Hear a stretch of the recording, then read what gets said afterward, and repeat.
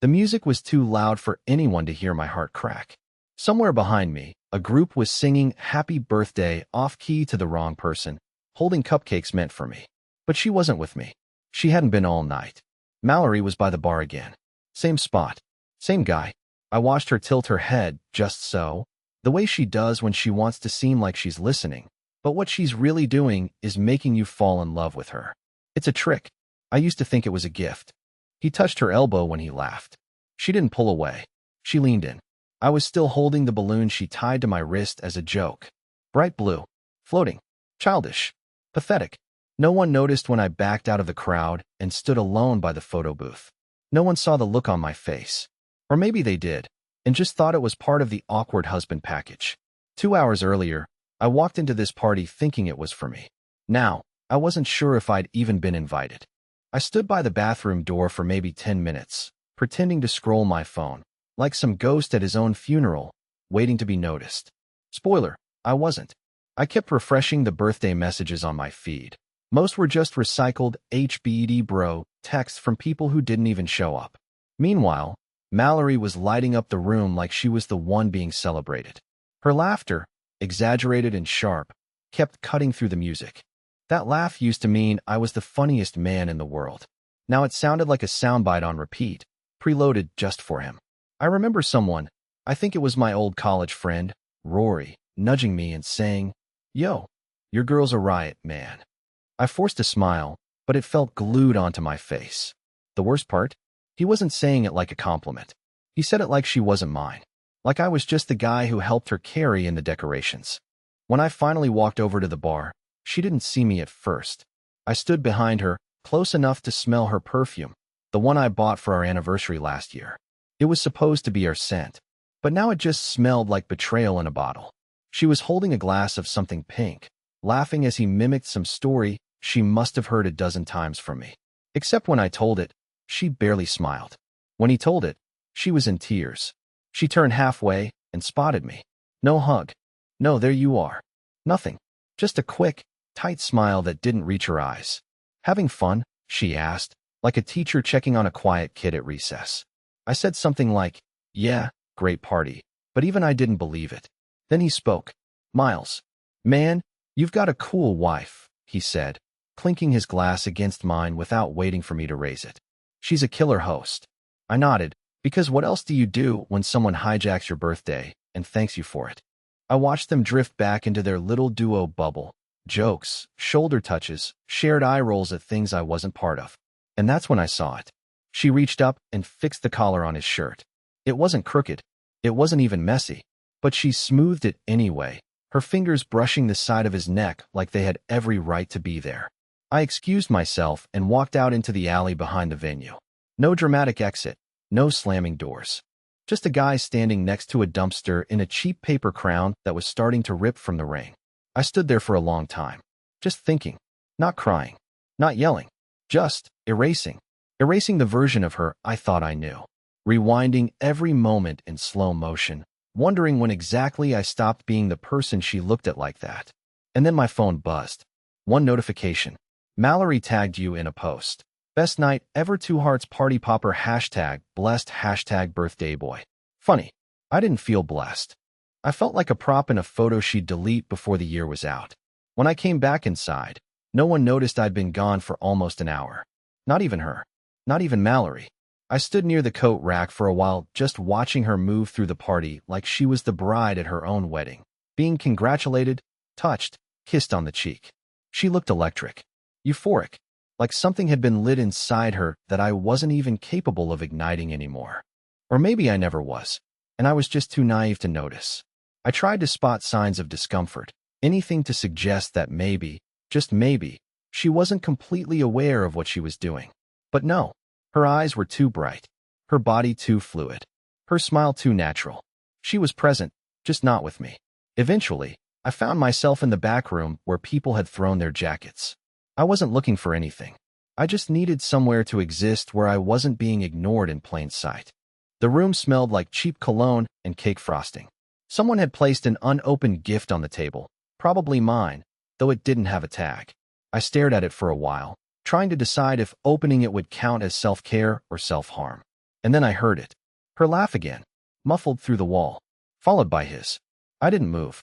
I just stood there like a man trapped in the echo of his own humiliation. Because here's the worst part. It wasn't the sound of betrayal that killed me. It was the joy in it. That carefree, unfiltered joy I hadn't seen from her in years. It made me feel like I'd been emotionally squatting in a marriage that had already been abandoned. The door creaked open a few minutes later and Mallory stepped in, surprised to find me there, sitting on the edge of a chair like some forgotten puppet. Her expression flickered for a second. Guilt, maybe, or annoyance. I couldn't tell. "I've been looking for you," she lied. I just nodded. My throat was too tight to respond. She walked over, kissed me on the forehead, and said, "You okay?" I almost laughed. "You okay?" Like I'd just missed the dessert table or gotten a flat tire. I wanted to scream. I wanted to shake her and ask what happened to the woman who used to fall asleep on my chest during thunderstorms. But I didn't, because I already knew I'd lost that version of her. And worse, I had a sick feeling she didn't even remember being that woman. I asked if she was having fun. Her answer was quick. "Yeah, it's been amazing. Everyone's vibing." She started talking about how great Miles was at getting people together, how he brought board games and somehow had a speaker in his car that synced better than the venues. I didn't ask about Miles. I didn't want to hear about Miles. But there she was, praising him like he was the MVP of the night. Like he had done something I couldn't. Like he had replaced me without even needing to apply for the job. I asked if they were close at work. Her face didn't change. "Not really," she said, too quickly. "He's just super social. That's all." And in that moment, I felt it, the script. The way she said it. Rehearsed. Practiced. Like a line from a movie she'd watched in the mirror. Later, when we got home, she passed out almost instantly. Didn't even brush her teeth. Just collapsed into bed like the party had drained her. I sat at the edge of the bed, staring at the back of her head, wondering how many truths were buried in that silky wave of hair. I checked her phone. I know. Low move. But love makes you pathetic. And suspicion makes you worse. There was nothing obvious. No text from him. No photos. Just a recent search in her browser. How to reset Instagram story privacy. That was it. That was the dagger. She had changed who could see what. And I wasn't on the list. That night, I slept on the couch. Not because we fought. Not because we even spoke. But because there's nothing lonelier than lying next to someone who's already left you in every way that matters. Except physically. And the scariest part? She didn't even ask why. The next morning, she made pancakes. Blueberry. My favorite. She even shaped one into a heart and joked that it looked like an old shoe, but it was made with love. I chewed it in silence while she scrolled her phone and giggled at whatever meme Miles had apparently sent to the work group chat. I asked to see it. She said, "You wouldn't get it." Then she changed the subject and offered me orange juice with the same energy you'd use to shut down a protest. I should have said something. I should have dragged it all out into the light and made her explain herself, but I didn't. Because confrontation, for people like me, feels like begging someone not to leave a door they've already walked through.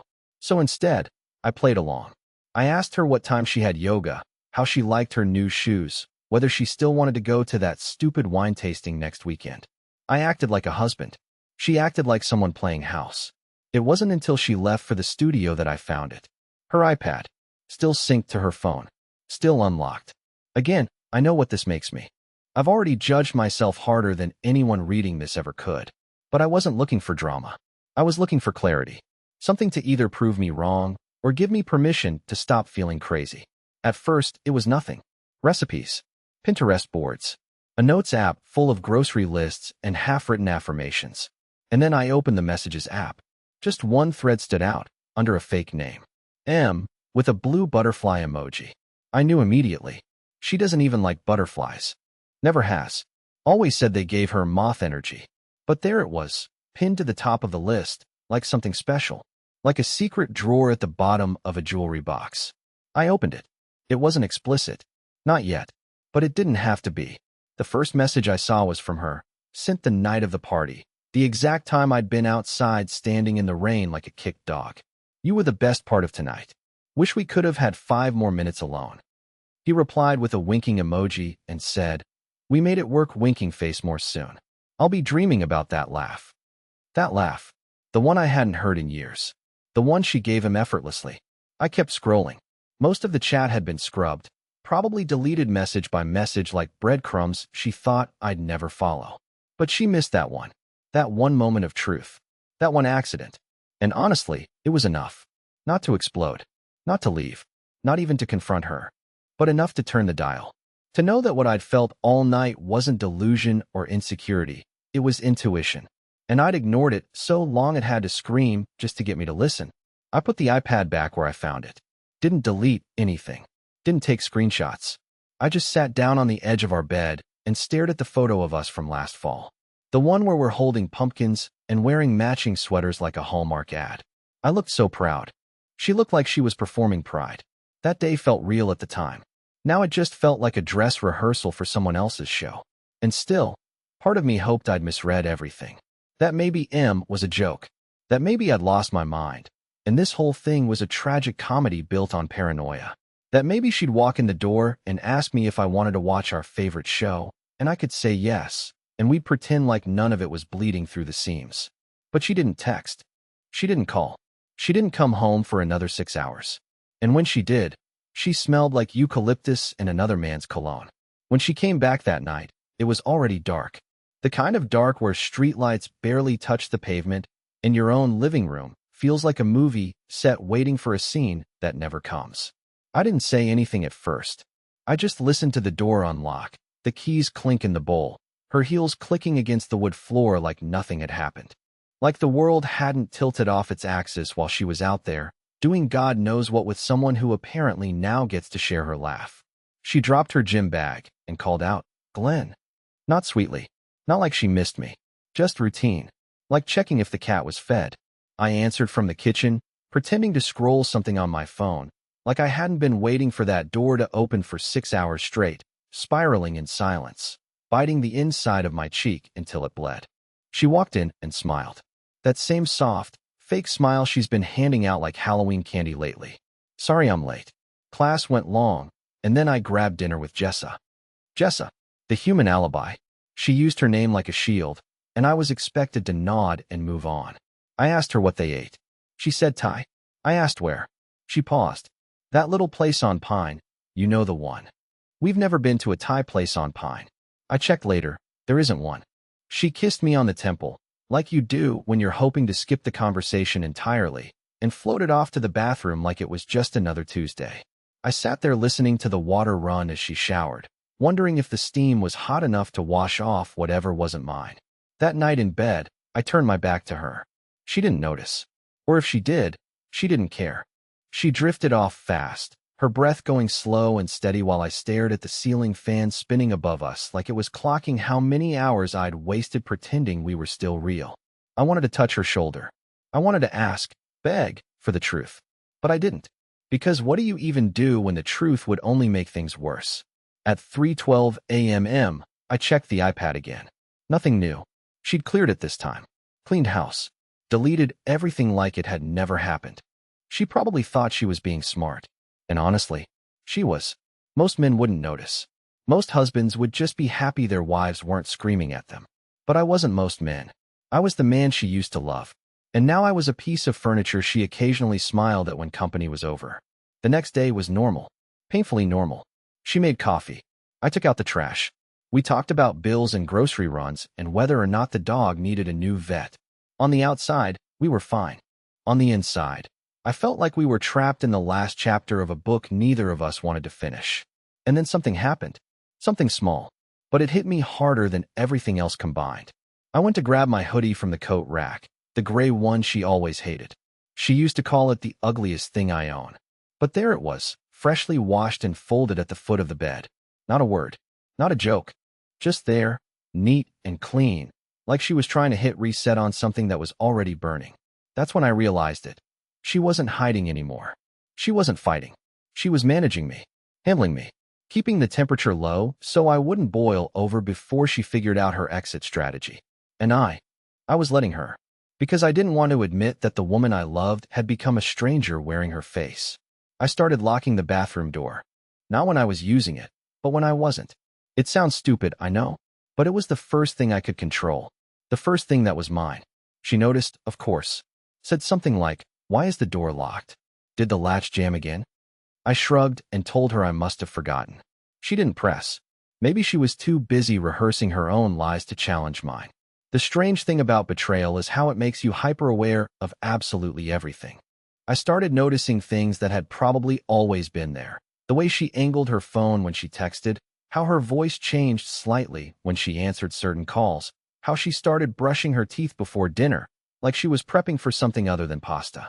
I started memorizing timestamps. Not because I was looking to catch her, not directly, but because I needed a map of the slow erosion I was living through. One night, I walked into the living room and found her sitting cross-legged on the floor, surrounded by scented candles, doing one of those breathing exercises from her wellness app. She looked peaceful, serene, even, like someone who had made peace with a decision the rest of us hadn't been let in on yet. I stood there watching her for longer than I should have. She didn't open her eyes. I don't even think she noticed I was there. I felt like a ghost. And not the spooky kind, the kind that's just forgotten. Later that evening, she fell asleep on the couch, mid-episode of a show we used to watch together. I didn't cover her with a blanket. I didn't kiss her forehead. I just sat down at the desk and opened my laptop.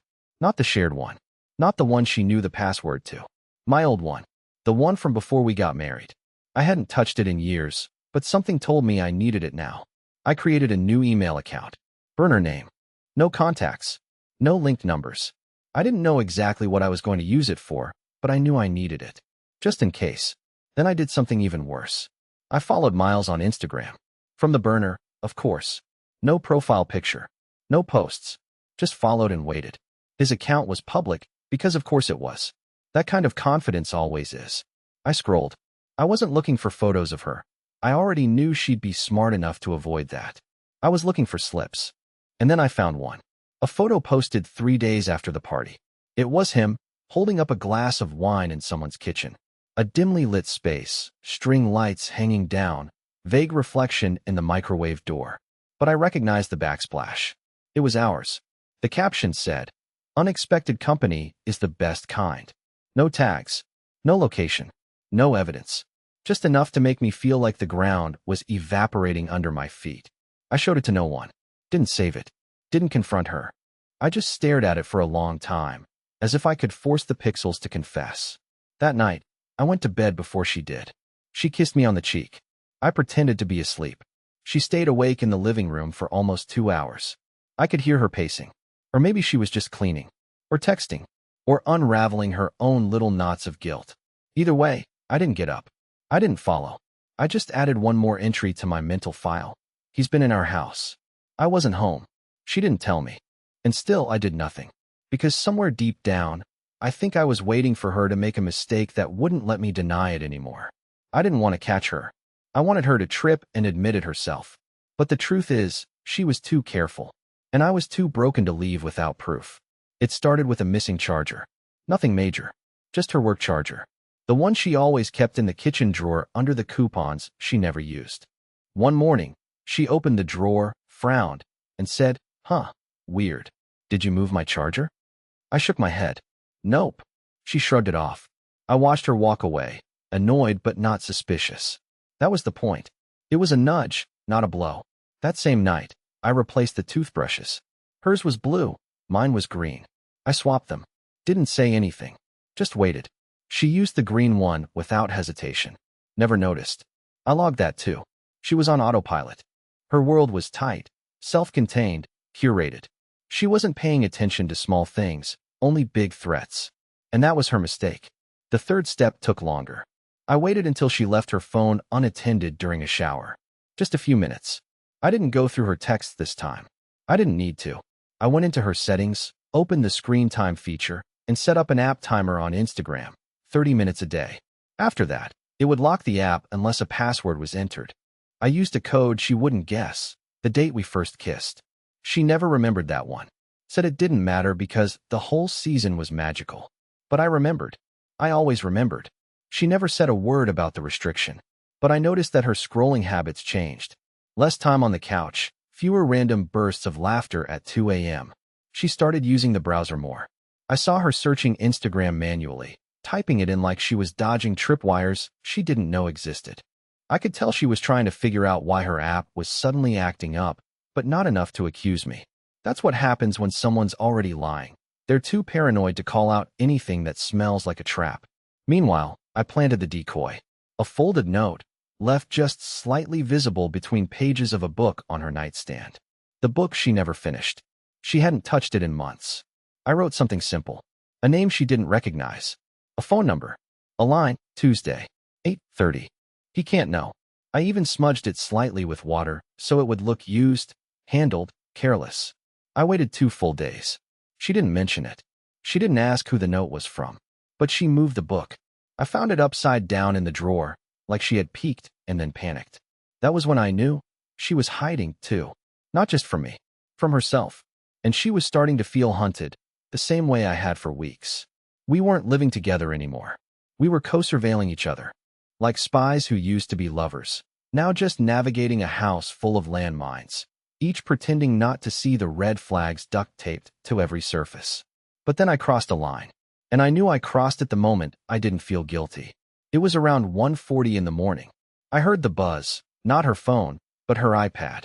She left it on the couch again, screen still on. I glanced. Just once. One notification. You still awake? I missed that little smirk. I took a photo of the screen with my own phone. Not for confrontation. Not for court. Just to have it. Just to own it. The proof. The thing that made me less crazy and more right. I put the iPad back exactly as I found it. But this time I didn't delete my footprint. I left the screen brightness 1 tick higher than usual. A signal. A silent flare. The next morning, she was quiet. Distracted. She made coffee and accidentally used salt instead of sugar. She didn't mention it, just threw the cup in the sink and walked away. Her silence told me everything. She knew someone had seen something, and she didn't know how much. That night, she didn't touch me in bed. Not even the fake shoulder squeeze. She just turned away. And so did I. But for the first time in weeks, I smiled, just a little, in the dark. Because now, we were both pretending. And I was finally one step ahead. The morning it ended didn't look different than the ones before. There was no dramatic thunderstorm, no broken plates, no suitcase by the door. The only thing that felt different was me. I woke up before the alarm and just lay there, watching the morning light stretch slowly across the ceiling, like it was reaching for something I hadn't touched in months. Peace. Mallory was still asleep, curled away from me, like always now. I didn't stare at her face or wonder what she was dreaming about. I didn't dig through her phone or check the iPad or reread the message from Miles. I didn't need to. I already knew everything I needed to know. The proof didn't matter anymore. I got out of bed, made coffee, took a long shower. I shaved. I picked out clothes that didn't make me feel invisible. And then, for the first time in months, I looked at myself in the mirror and didn't look away. I packed one bag. Not in anger. Not in a rush. Just the essentials. My books, my journals, my laptop, the hoodie she hated. I left the rest. She could keep the house. The framed wedding photos. The pans we picked out together. I didn't want any of it. What I wanted couldn't fit in a bag. Before I walked out, I left her a note. Not dramatic. Not bitter. Just a single line, handwritten, folded neatly next to her half-used candle. I stopped waiting for the version of you that loved me. I didn't ask for closure. I didn't demand an apology. I didn't try to make her feel what I felt. Because the truth is, I had already spent too long hoping she would notice what she broke, and I was done kneeling in front of a person who didn't even realize they were standing on me. I moved into a quiet studio downtown. Nothing fancy. Exposed brick, bad Wi-Fi, amazing light in the morning. I started walking again, not to clear my head, just to feel the ground under my feet. I took up photography, got a part-time teaching gig at the community center. I made exactly 0 plans, and for the first time in years, that didn't scare me. She texted me 3 days later. Just, can we talk? I didn't respond. Not because I was punishing her, but because I didn't need to talk anymore. I didn't need to hear the excuses, or the tears, or the half-true confessions. I had already grieved the marriage, quietly, privately, in the silence between our words. And now, finally, that silence felt like peace. The last thing I'll say is this. If you're reading this, and you've ever felt invisible in your own life, please know, there is another side. A softer one. A quieter one. A place where your mind isn't spinning and your chest doesn't feel like it's caving in every time you hear someone laugh from another room. I found that place. And it didn't come from revenge. Or answers. It came the moment I realized I was worth more than waiting.